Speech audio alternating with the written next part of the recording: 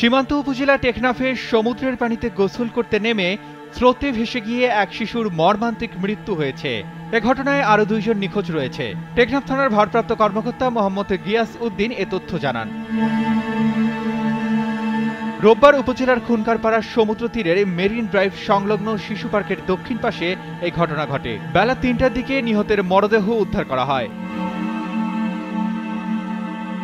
নিহত শিশু হল টেকনাফ সদর ইউনিয়নের খুনকারপাড়ার আবুল কালামের পুত্র নূর কালাম এবং নিখোঁজরা হলেন একই এলাকার মোহাম্মদ নাজিরের পুত্র নজরুল ইসলাম এবং কোরবান আলীর পুত্র ইমরান।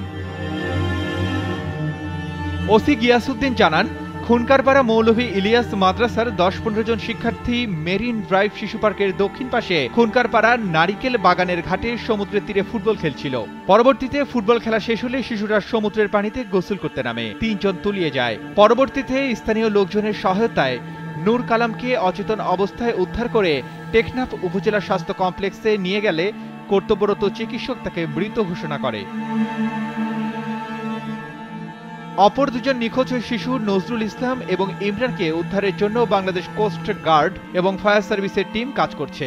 আমরা স্থানীয় তথ্য মতে একজন উদ্ধার হয়ে গেছে আর 2 জন এখনো আছে এখানে উদ্ধাররত অবস্থায় আছে। Arman Ali, Daily Sun.